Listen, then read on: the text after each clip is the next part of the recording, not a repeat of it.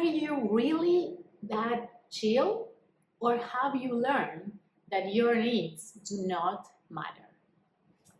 That is a question that honestly I started asking myself maybe 2 years ago, because I have always identified myself as this chill, cool girl, low maintenance, the one that didn't need anything, the one that could solve anything alone, and yeah, always chill, no problem. And at some point, I realized that I had built my whole identity around the fact that, yeah, I never felt that my needs matter to anyone else that was not myself. So I was always this person, the cool one, the one that didn't need anything. But living that way was making me shrink and making me play it cool and just making myself small to fit into places that honestly were not even meant for me. And I'm talking about romantic relationships, I'm talking about friendships, and I'm talking about my career. I realized that I was playing it safe, playing it cool in most of these spaces, and I wasn't even being honest with myself, because it wasn't that I didn't need anything, it was that I was so used to doing everything alone that asking for help was just something impossible to think about. I was really scared. I was really afraid of being seen as needy, being seen as weak, being seen as someone vulnerable. I was so scared, so scared of my vulnerable parts, that I was always telling people that I was okay, that everything was cool, that yeah, no worries, I can handle it, I can manage it. Yeah, I'm okay, of course.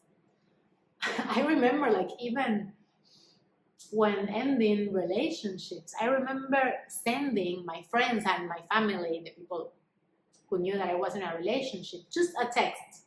Hey, things are over with X. I'm good. Don't want to talk about it. Imagine that. Imagine thinking that your needs do not really matter to that extent, to the extent of saying, no, I don't really want to talk about it. When I actually needed to talk about it, I needed to have someone by my side when I was crying. It took me so many years to actually allow people close to me to see me crying. Like, not even my closest friends saw me crying up until, yeah, maybe a year or two. I was always wearing this mask, this like, yes, all is good, no worries, I get it. And always overgiving and protecting everyone else and being there for everyone at the expense of myself, at the expense of playing this character. And honestly, it's exhausting. Sooner or later, if you are someone who is identifying herself with what I'm talking about, sooner or later, you realize that it is exhausting to keep playing that game. And that it doesn't matter how good and independent and strong you are, you need people. You need others. You need to feel held by your people. You need to feel cared about. That's human nature. And by saying that you never need anything, that you always can handle everything on my own, you are depriving yourself from that. Because, and that is something that I realized when I started literally asking for help, the people that love you and care about you, they are waiting for you to say something. They are going to be there right at the moment that you need them. You're not gonna even finish the sentence. They're gonna be there. They're gonna be calling. They're gonna be going your way. They're going to be asking, like, what else do you need? How can I help? And the ones who are bothered by that, the ones who are bothered by you saying your needs, stating your needs out loud, voicing them, those people were never meant to be around you. Because, and I know it's hard. I know it's hard because sometimes the people that you love a lot, they're not going to be there for you. But a lot of those people might have benefited from your lack of boundaries, from your 100% 24/7 availability, from you being the one who always solves things for them. And when you demonstrate them that you are also a human being who has needs and who also needs support back, they might be completely turned off by that. And that it's okay. It is okay. It is okay to lose people in the way of finding the real you. Let me say that again. It is okay to lose people when you are finding the real you. Because saying what you want, saying your needs out loud, it's gonna take a lot of courage. It's gonna take a lot of inner power. And yes, not everyone will like that. Not everyone will like to understand that, yes, maybe that chill, cool version of you was only a mask that you needed. Because I'm sure it's the same for you. If you feel that way, if you have been that way for most of your life, it's because you needed it. And honestly, I am so grateful to myself for doing that for such a long time.